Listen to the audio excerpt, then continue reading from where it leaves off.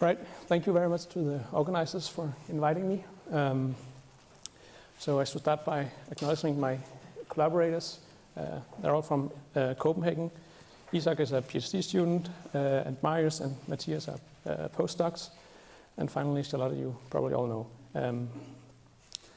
Also start by apologizing. So I'm actually not going to talk about integrability in this talk. Somehow I hope the other talks will make up for that. What I will talk about will be some kind of exercise before you start doing the actual integrability work. All right. So I will talk about some deformation of n equals to 4 supereigenmels. And as usual, the motivation for doing something with this work, or the excuse for doing calculations in this theory, is that it has some holographic dual that's actually been known for a long while. So it's related to the usual D3 brane construction by adding an extra D5 brane. And the ultimate hope of doing these kind of computations is, of course, to learn something about holography and the limitations of this paradigm. Okay, so what is the geometry we're going to talk about? So we only have a single D5 brane, so the geometry is just the usual one, from the Laplacian conjecture, but the D5 is embedded as a ADS4 times NS2 inside that. And what will be very important for us is that we allow K of the D3s to end on the D5 brane. So if you look at this drawing here, we have n D3s on one side of the D5 and n minus K on the other side. And what is also very important is that this solution of how these K D3s end on the D5 is some non-trivial fuzzy funnel solution. So it means that somehow they open up into the D5. So what is the field theory like? So on this side, you have the usual SUN n equals to 4 theory. And this side, you have SUN minus K supereigenmels. And also from strings going from the D3s to the D5, you have some three-dimensional conformal theory sitting at the intersection. All right. So this fuzzy funnel I talked about, how the D3 branes connect to the D5. The corresponding thing that happens on the field theory side is that three of the scalars, they have a non-trivial classical solution. So that means that, so the solution looks like this. And this is on the, I should explain this. So we will always be living on this SUN side of the theory. I have nothing to say about this SUN minus K. So we will take x3, which is a coordinate orthogonal to the D5 brane, to be larger than 0, which means that we are on this side. Okay, so the non-trivial solution for the three of the scalars look like this. You have some constant matrix in color space, and then you have a factor of 1 over x3, the distance to the defect. Furthermore, these color matrices, they satisfy the SU2 commutation relations. And we take it to have this form that there are a K by K irreducible SU2 representation sitting in the upper right K by K corner of the n by n matrices. Okay, so the fact this classical solution, of course, it satisfies the classical equations of motion. You can check this, and also it satisfies the Nahm equation, which means that it preserves some supersymmetry. All right, so this defect theory has been constructed in detail for K equals to 0, meaning that you have the same number of D3 branes on each side of the D5, including also the dynamical fields sitting on the defect. But we will not need the details of this. We will just focus on what happens in the bulk for x3 larger than 0. And we will also focus on k being larger than 0, always. All right, so what are the observables of this theory? Well, we break the 4D conformal symmetry. So that means that actually the one-point functions can be non-trivial. Then the remaining conformal symmetry forces it to take this form that it's some constant divided by the coordinate raised to the distance to the defect raised to the conformal dimension of the operator. And you can fix the normalization of the operators to make this meaningful by, say, fixing the 2-point function far away from the defect to have a 1. Okay, so the actual observable you calculate is this C sitting here. So let's start to see what happened classically. So let's take a single trace operator of scalars, and we have some wave function defining the operators. So to compute this 1-point function, you simply insert the classical solution found here into the trace. So you end up having a C equal to this trace of these TIs, essentially. So for the chiral primary operator, this is a fairly easy computation. It was done some years ago. But my colleagues extended or did the full calculation using integrability for the SU2 sector. So this is a quite non-trivial problem, but you can express it in some nice determinant form, which they did in a couple of nice papers this year and last year.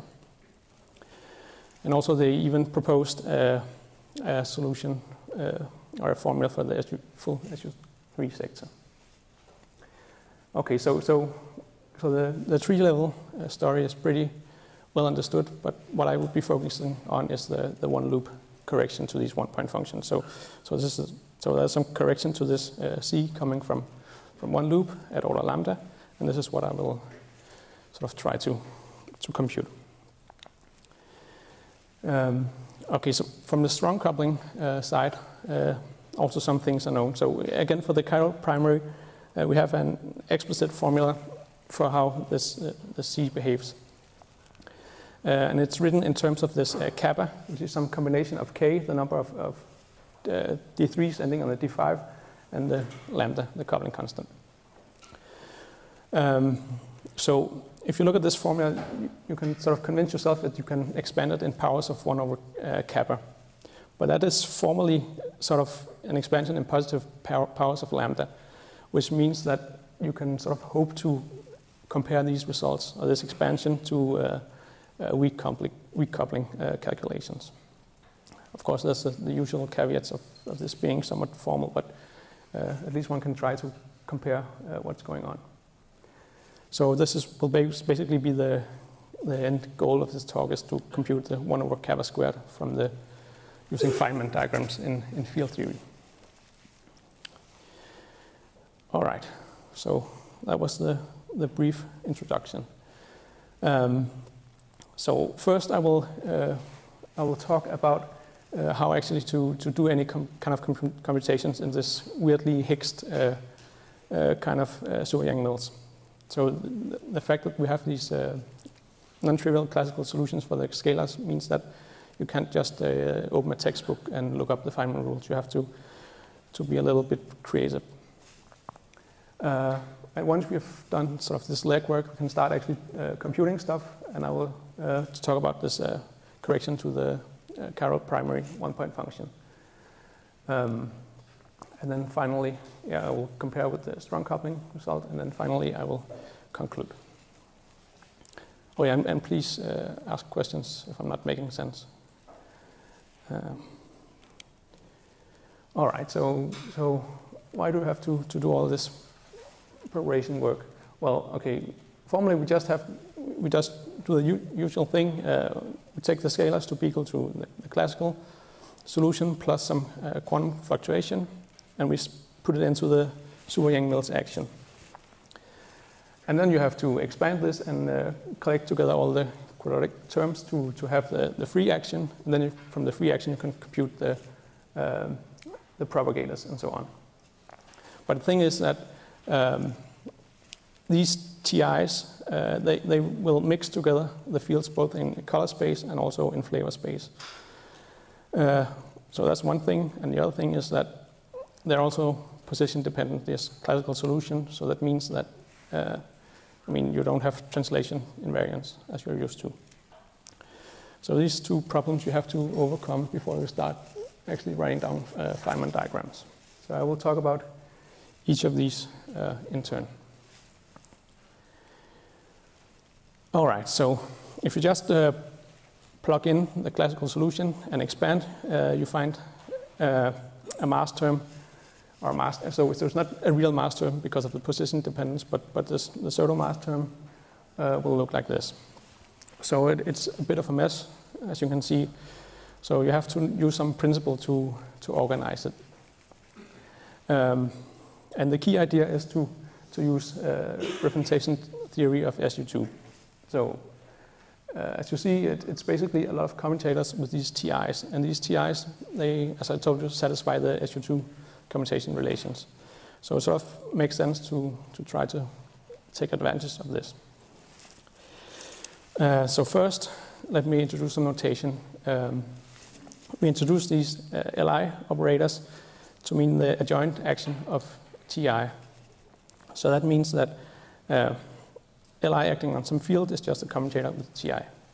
Okay, so that's not so fancy, but you can easily check that the commutators of these two operators also satisfies the SU2 commutation relation.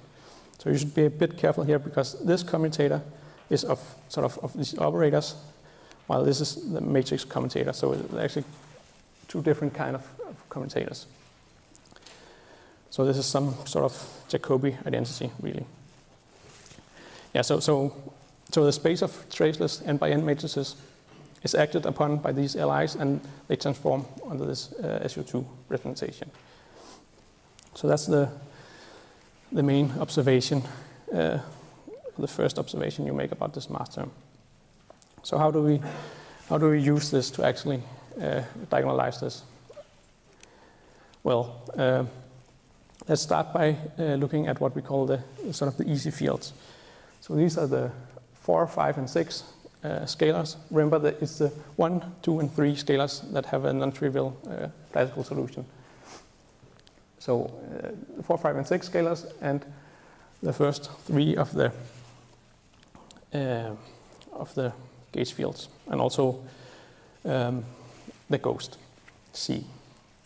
So for these fields, you see that it's actually only the first line of the mass matrix that contribute. And this line, basically all the terms have the same form, namely a double commutator with Ti. Well, if we go back to the definition of Li, we see that a double commutator with Ti is just Li. So we can write the entire upper line. The first line of this mass term is basically just trace some field, L squared, and the field again. Well, L squared is just the quadratic Casimir of SU2. So that means that if you decompose phi into the irreducible representations of SU2, then the action of L squared will just be some constant number. So that tells you that, okay, to diagonalize for these so-called easy fields, to diagonalize the mass term, all you have to do is to sort of pick out the irreducible representation of SU2 under this action of L. So that was easy enough. But now there's still 4 fields left. So this is the first 3 of the scalars and the third component of the gauge field. So for these fields, as you see, also the second line contributes. So we have to rearrange this somehow so we can make sense of it. And the first observation to make is that actually it's it's linear in the TIs, or equivalently, it's linear in the Ls. So for the first two terms, it's kind of easy. See, we have one TI here, and these two TIs, they commute to a single TI also. And using the Jacobi identity for the last two terms, you see that actually they also only involve one of the T's. So that means that you can write the entire mass term as this L squared piece coming from the first line, and then an Li times some matrix. And here we have collected the four fields into a vector, a four-dimensional vector, and this Si is a 4x4 matrix acting on the sort of this enlarged flavor index going from 1 to 4.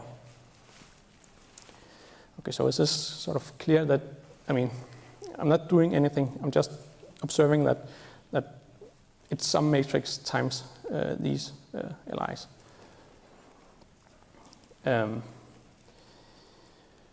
All right, so, I mean, this is nothing is really happening here. I'm just collecting everything into this matrix S. So a miracle happens that, in fact, these SIs, these 4x4 matrices also satisfy the SO2 commutation relations. And this is really the thing that makes it possible to diagonalize the whole thing using representation theory. So what we in fact find is that this 4x4 matrix is similar to the direct sum of two sigma matrices. So it's really just two copies of the spin half representation of the SU2.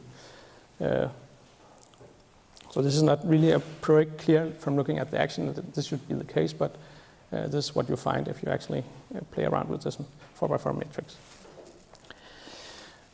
Now this is extremely convenient because this means that we can use some of our quantum mechanics training from undergrad days, namely the spin-orbit coupling calculation.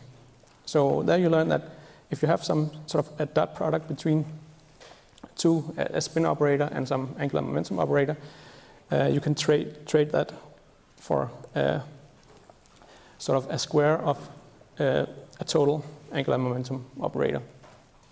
So that's exactly what we do. So we define this Ji to be the Li plus this sigma I coming from the S. So on this line, I'm forgetting this similarity transform, and instead just writing it as sigma I. So because it's this direct sum, you actually have two copies of this term corresponding to each of the two copies of spin half. But that's a detail. So hopefully it should be clear that when you expand out what this J squared is, you exactly get the inner product corresponding to the Si.Li. And then, you just work out this is the same. So why is this useful? Well, first of all, these two operators commute, so you can diagonalize them at the same time. So the L squared I already talked about. This is a matter of picking a right basis in color space corresponding to the reducible representations of SU2 under this Li. And this J is the sum of this. Sorry. This should be Li plus sigma I. I'm so sorry. This makes no sense. So Ji is Li plus 1/2 sigma I. Sorry. All right. So this Ji is some sum of this Li and this spin half. So using Clebsch-Gordan coefficients, you can also find the eigenstates of this J squared. So in principle, this solves the diagonalization problem. You find the eigenbasis for the Li, and then you do Clebsch-Gordan to also diagonalize the J squared. If you have for the hard fields. For the easy fields, you only have to do the L squared. Okay, so let me also mention that if you look at the action, there's there's a manifest SU2 symmetry where you act as the Li in color space and rotate there, and in flavor space you rotate the first three components of the scalars in the vector representation. I mean, you can convince yourself that this is sort of a manifest symmetry of the full action.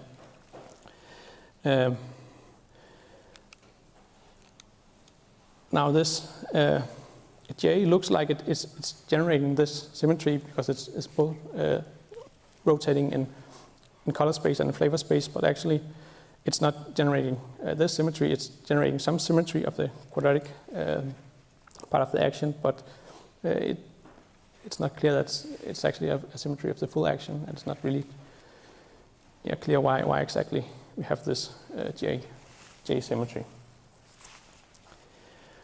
Okay, so let me give you an overview of how the spectrum actually looks for the fields. So on this row, I have on top I have the easy fields and I have the hard fields. And this axis is color space. So I decompose color space into this k by k and the k by n minus k and the n minus k squared blocks. So why does this make sense? So if you remember that the TIs, they were only non-zero in the k by k block. So if you have a field living down here in the n minus k by n minus k block, the action of Li is trivial. It just annihilates the fields because they commute. I mean, the Li was a commutator with Ti, but Ti commutes with everything living down here. So that explains why sort of the representation of SU2 for the n minus k squared block is just a trivial representation, the spin zero. Now, let's take the k by k block. So what happens there? Then, okay, you have two indices on your field, and they're both acted on in the irreducible k-dimensional representation, or equivalent to the k minus 1/2 spin k minus 1/2 representation. So since you have two indices acted upon the representation is k minus 1/2 tensor k minus 1/2 spin in spin language. Now for the off-diagonal part in color space, you only have one of the indices of the field acted non-trivially by these TIs. So that means that you're just in the irreducible k minus 1/2 spin k minus 1/2 representation. So you have sort of this structure for the easy field. So these representations are all coming from the LIs. When you go to the hard fields, you have the same representations coming from the LIs, and you also tensor with this spin half coming from the flavor structure from this SI, which became a sigma I. So in total, the structure is like this. Okay. So are there any questions so far? All right. So in principle, we are now done with the diagonalization of the quadratic part of the action. So let me just give you a quick example. So let me take the hardest case. So it's the k by k block in color space, and it's for the hard fields. So you have the 2 spin k minus 1/2 coming from the LIs, and you have the spin 1/2 coming from the flavor structure. So what is the spectrum? What kind of masses do these fields have? Well, this tensor product, we know it's just 0 up to k minus 1.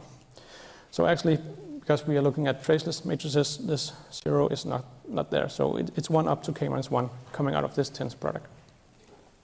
So we immediately know what the eigenvalues of L squared are. They're just L times L plus 1, where L goes from 1 to k minus 1, the sort of the angular momentum in color space.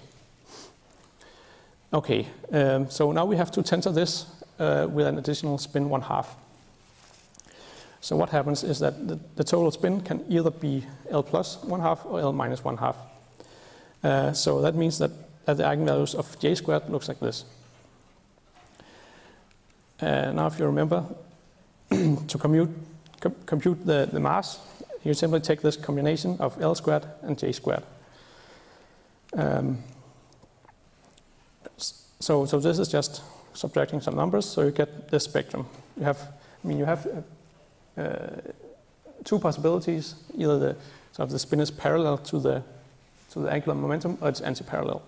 If you think of spin-orbit coupling example, so you get these two different masses for these two different series of masses. So basically that's it. For the k by k block, you have this spectrum of masses, and so the story for the rest of the fields is similar, just simpler because you have simpler representations. All right. So let me briefly mention here that so to actually compute say propagators, it's not enough to know the spectrum of masses. You actually need to know what the fields diagonalizing the action are. So in color space, the fields diagonalizing L squared are what can be called the fuzzy sphere spherical harmonics. So it's like the usual spherical harmonics, but you replace the Cartesian coordinates with these TIs instead, these matrices. Then you get some matrix out of it, and it diagonalizes L squared in this way. And also L3, the 3 component. So this, for the easy fields, meaning the fields where the flavor was not a problem, this is it. These are the sort of the matrices diagonalizing the action. For the hard fields, you also have to do the fusion with the spin 1/2 coming from the flavor structure. So in the end, you will have some field labeled by the eigenvalue of L squared, and also by the projection of the total angular momentum on the 3 axes, so J, the eigenvalue of J3. And you will have some Clebsch-Gordan coefficients, and then times the fields with specific value of sigma 3 and of m, the eigenvalue of L3. So it's just the usual story. You just look up these Clebsch-Gordan coefficients on Wikipedia or whatever, and this is the answer. So if you stick these fields into the action, you get you get the usual diagonal form that you know how to commute propagators for. And I remind you again that there are sort of 2 families depending on whether the L component and the sigma, sort of are parallel or anti-parallel. So depending on whether the total spin is L plus 1/2 and L minus 1/2. Okay, so now we managed to diagonalize the action. So now we just have these scalar modes with some usual kinetic term, and then you have a diagonal mass term. But the problem is that now this mass term still depends on the position.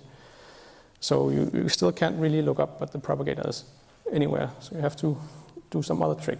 So the trick is that, okay, let's rescale. Let's do some wild rescaling of this field and introduce this phi ADS.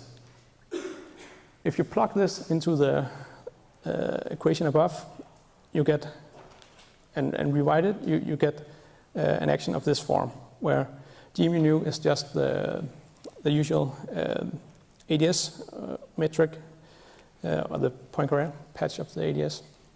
Anyway, so it's just a simple computation to check that 27 and 29 are equal with this definition of phi ADS. So by this trick, we can reduce the commutation of the propagators to commutation of propagators in ADS4, and this has already been done, so we can reduce the commutation to looking up again. So that's very nice. So let me give some comments. So this ADS I introduced on the previous slide, it has nothing to do with the ADS5 of ADS5 cross S5, and also has nothing to do with the ADS4 geometry of the D5 brane. This is, we're taking the Minkowski space sitting at the boundary of the ADS5, and we're just while rescaling it to become an ADS4.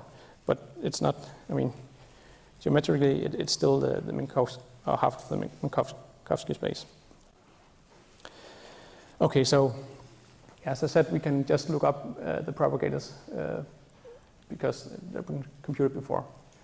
So I should also mention that taking these ADS results, of course, implies some boundary conditions and also some renormalization prescription.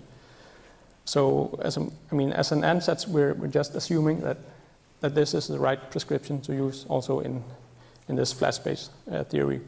And I think that the results we get when we actually compute stuff suggests that it's a reasonable prescription. But in principle, we didn't derive that this is the way to go. But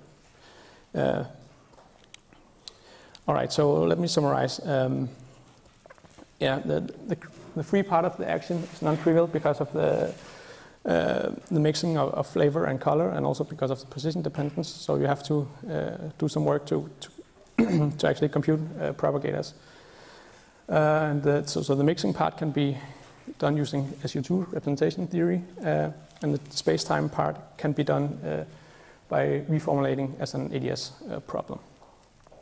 And I didn't mention the fermions, but the story is very similar. For instance, the mass term looks like this. You just have a single dot product between the sigma I and a Li as the mass term, essentially after some rewriting. All right, let's move on to the second part. So now we did all the hard work, and we can start computing stuff. So let's compute some one-point function. So for simplicity, I will take the chiral primary trace set to the L. So set is just this combination of phi3 and phi6, and I raise it to the power L. So it's a chiral primary, so there's no correction to the scaling dimension. It's exact. And also it's the operator where we know the result from the strong coupling side. So it's a useful result to have. So the tree level is just T3 to the L and trace of that. So that's easy enough. So let's look at one contribution coming in at one loop. So what you can do is you can take two of the fields sitting inside the trace and connect them by a propagator. And because of we're in the planar limit, we only connect neighboring fields in the propagator. So you can sort of imagine that the color index sitting between the two fields that we connect with the propagator, it can run all the way from 1 to n, while the color index sitting on the outside of this expectation value, they have to go from 1 to k because of these T3 matrices. So sort of you get an additional power of n from sticking these fields next to each other. Yes.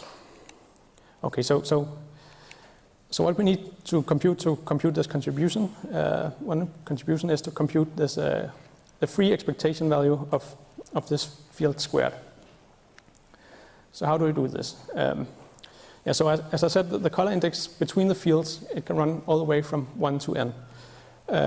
So in a large n limit, we might as well let it go from k plus 1 to n. So this is the dominant contribution because k doesn't scale with n. So this means that we are in color space, we're in the off-diagonal block because the outer indices are from 1 to k and the inner indices of fields are from k plus 1 to n. So, so what we get is that the masses of the fields we get from the diagonalization, we get, so phi3 is a hard field, so we have these, both the parallel and the antiparallel. So these are just the masses I computed before, these m squared. We get some coefficients in k in front of, which comes from, they're just Clebsch-Gordan coefficients coming from the diagonalization. we get a factor of n minus k from the index running, the color index running between the fields. There's just n minus k copies of the same contribution. And finally, in color space, it turns out to just be the identity matrix. So I'm not going to go through the computation, but this is what it is. And then these k's, these are just the expectation value of a field squared in ADS at a given mass. So this is some semi-complicated expression involving the digamma. So okay, this is just something you can look up. People have done this. So now we can plug this in. So we have one contribution from the phi 3 and one from the phi 6. So we get these two k's coming from the phi 3 and a single one coming from the phi 6. If you remember, the phi 6 is an easy field, so the mass is really just what comes from the L squared, where we are in the k minus 1/2 irreducible representation, spin k minus 1/2. This is the mass. So we have this combination of three quite non-trivial expressions. But what happens is that actually it simplifies a lot. I mean, first of all, the renormalization scale drops out. This has to be the case because we know that there's no correction to the dimension because it's a Caro primary. But also we have this digamma, so we have some Euler gammas and log 2s and stuff coming out of that. But those also drop out, and we get this very simple expression in the end.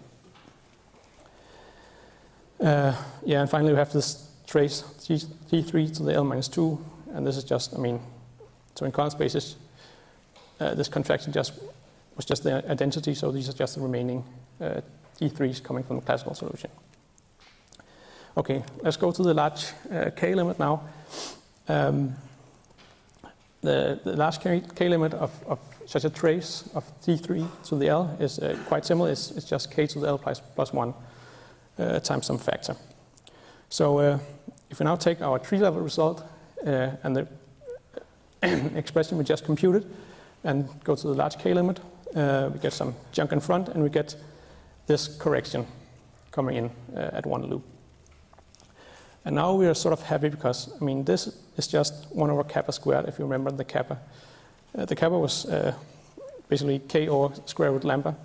It's just, and this was the sort of the term controlling the strong coupling expansion. So this is exactly something like this we can compare to the supergravity calculation. And then we get some sort of non-trivial coefficient in L. All right. So let's go to the strong coupling. So we have this integral, and we expand it in 1 over kappa. And actually, this was already done by Nagasaki and Yamaguchi. So we just look up what they got, and they got this. But this is exactly the same. So we managed to reproduce not just the sort of the scaling in K, but also this non-trivial prefactor here of L from an honest field theory calculation. So it would be nice to end now, but there's actually another Feynman diagram that I didn't mention. So what can you do other than connecting two fields inside the trace? Well, you can connect one of the fields to a vertex coming from the expansion of the action. So it will look something like this. You have to sum over a lot of different kind of fields that can sit at the vertex, and you have to integrate over the position of the additional vertex, and you have some propagator going from the field at the insertion to the vertex. Okay, so we also have to calculate this apparently. So you write out the cubic action, and it's sort of messy. As you can see, a lot of different kind of terms, but it turns out that if you just look at the effective vertex where you connect two of the fields, and you take a cubic vertex and you connect two of the fields, and you just sum over all ways of doing this, it actually simplifies a lot. So again, you have a sum over different masses, and this expectation value of field squared in ADS space at the different masses, and you have some simple coefficients coming from the eclipse coordinates. And then you finally have the remaining field that you didn't contract ends up in this configuration is just trace of Ti times phi I. So it's quite simple. And if you actually compute this, you work out the masses, it's the same 3 that we saw on the other contribution, plus 2 coming from the fermions also. And you sum it all, and non-trivially, again, all the transcendental numbers drop out, and also the renormalization scale. So you have some check that this is actually meaningful. It simplifies a lot for this specific combination of case. So you get this expression times this remaining field. Now you have this remaining field in effective vertex, and you have to connect it to the field sitting inside the insertion. So this also simplifies. So first of all, the integral over the ADS propagators is simply some rational function of the mass, it turns out. You can write it in terms of some Bessel functions and do the integral. It is quite nice. But also, this trace Ti times phi I, it essentially forces the color part of phi I to be in the L equals to 1. So the L equals to 1 is a 3-dimensional representation of SU2. And this is exactly what the Ti is. So this trace sort of fixes the Li to be, or the L, so the eigenvalue of L squared, the spin in color space, to be 1. So you don't have that many modes going along this propagator. But okay, you do the commutation and you end up essentially replacing this phi 3 by a T3. So you get, again, T3 to the L. So it's similar to the tree level result, actually. And you get some coefficients from doing the integral. Now this is a little more difficult to compare to the strong coupling result.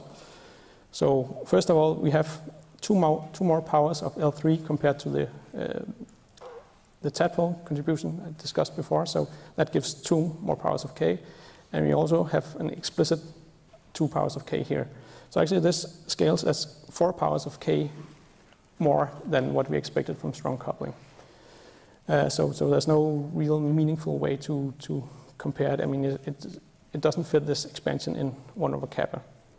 But from a field theory point of view, we're happy we were able to calculate both contributions to the 1-point function, and both simplified gave something meaningful. All right, so let me summarize what we did. So I've outlined how to do loop calculations in this defect n equals to 4 super-Yang mills. And of course, this is quite general, so you can consider all kind of observables, and they should be, it should open the possibility of calculating all kind of stuff. As a specific application of this framework, I calculated the correction to the chiral 1-point function. And we found that 2 diagrams essentially contribute. One gave exactly what we expected from the strong coupling expansion, and the other one gave something which didn't even scale in the right way in the large K limit. So that's what it is. We also did a similar calculation for the infinite straight Wilson line parallel to the defect, and you see the same same story, that you have 2 contributions. One matches the strong coupling, and one scales strongly. So maybe the prescription is to just ignore this lollipop-like term. I don't know. So outlook. Okay, there are many other observables to calculate. You can consider non-protected operators, 2-point functions, 2-point functions where one of the fields are on the defect. Wilson loop, we already did a simple case of that. It would be nice to understand why exactly the matching to strong coupling is the way that we see would be extremely nice to have more results from the string side to compare to. Say non-protected one-point functions. Also, at higher loop, one would expect that the field living on the defect also will contribute. So one needs to work out at k larger than 0 what exactly is the coupling to these fields. Okay, some technical points. We have some. I mean, the SU n minus k part is not hexed by these classical expectation values. So we know that they're sort of 0 modes. They don't acquire mass, but we get some additional accidental sort of 0 modes that we are not completely sure of what the boundary conditions should be and what exactly to do with those, whether they can propagate through the defect or what. Also, the theory is expected to have some 3D superconformal symmetry, which we don't take advantage of at all. So maybe there's a formulation of this entire calculation where this is more manifest, that we have this large symmetry group. Okay, thank you very much. Thank you.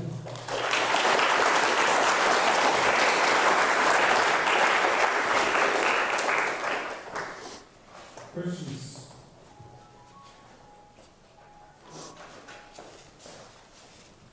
So at higher loops, we have a restriction what kind of function should it want to measure? How much should? At higher loops, yeah. What kind of diagrams you should ignore to be able to measure strong coupling? No, we don't. And we don't have any results to check either, I think. It's a good question. Other questions? I also have one question. Yes? What about this cancellation of this transcendental terms? There's some explanation for this? Well, I mean, we have to match the strong coupling results, so I guess that's one explanation. I mean, it's very simple. I mean, it's just this rational function of the L. So that's one way of explaining it, at least for the TADPRL contribution. Yeah, but in many times in strong coupling example, you still have not very much. Yeah, that's true. Well, no, I don't have an understanding of that. No. The integral that you got from radius 5, yeah. It's equal to expansion of kappa, but from filter you only need expansion of kappa squared, right? That's a very good question. Yeah. So in the paper by Yamagaki, I'll check. I mean, so I find it. I mean, you're talking about this one, right? Yes. So they compute explicitly the k 1 over k squared, and they say that the next contribution is at 1 over k to the 4. But they don't give an argument of why it should be even powers. So I don't know. I mean, it's simple integral. We can just put it mathematically expand. Does it only have even pairs, or? I haven't checked. That's a good question. We should check that. But you can also do that with the limit depending on the. Oh, maybe. Okay. Yeah. Okay. Should check that.